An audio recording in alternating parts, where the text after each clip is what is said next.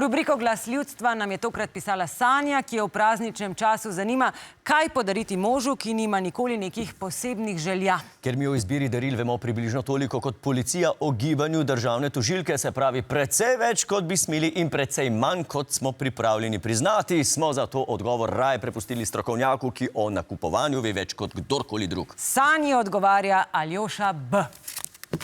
Pozdravljena, Sanja. Kaj podariti moškemu je vprašanje, ki si ga ljudje zastavljajo že od antičnih časov. Kot si sama omenila, moški nimamo nekih posebnih želja, in ob iskanju popolnega darila boš, podobno kot prva od adventnih sveč, do božiča popolnoma izgorela. Da se temu izogneš, ti bom kot strokovnjak za marketing zaupal strogo varovano skrivnost, ki jo reklamne agencije skrivajo pred vse bolj potrošniško družbo. In ta skrivnost je, da moderni slovenski moški ne potrebuje nič.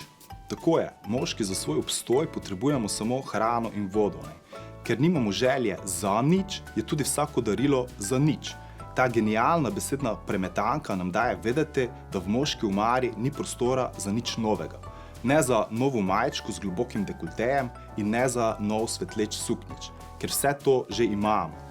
Tudi najnovejših digitalnih naprav ne potrebujemo, saj z njimi le ponavljamo vzorec iz otroštva. Pomisli, kot mladi fantki smo za darilo prejemali Lego kocke, pri katerih smo slepo sledili navodilom, ki jih je postavil proizvajalec. Kot odrasli moški pa kupujemo elektronske igrače, s katerimi prav tako ravnamo po navodilih nekoga drugega. Ker imamo takih stvari za polno omaro, nam zgolj zapolnjujejo življenje.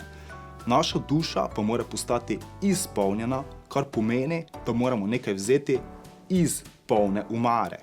Draga Sanja, če želiš usrečiti svojega partnerja, mu ne smeš podariti ničesar novega, ampak mu moraš nekaj odvzeti. S tem se bo ali osvobodil fizičnih dobrin, ali pa mu boš odvzela tisto stvar, ki jo dejansko potrebuje.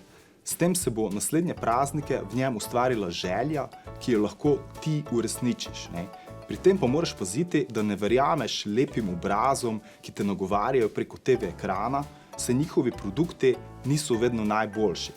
Tako zveni moj plan v teoriji, kako ga izvesti v praksi, pa izveš v moji novi knjigi Popoln nakup, kjer sem v enem naslovu združil dve različni interpretaciji. V njej te naučim tudi, kako ne pasti na marketinški trik, s katerim te oglaševalci poskušajo prepričati v hiter in nepremišljen nakup. Če knjigo naročiš v naslednje pol ure, dobiš zraven še strgalo za led. Pokliči zdaj in imej lepe praznike.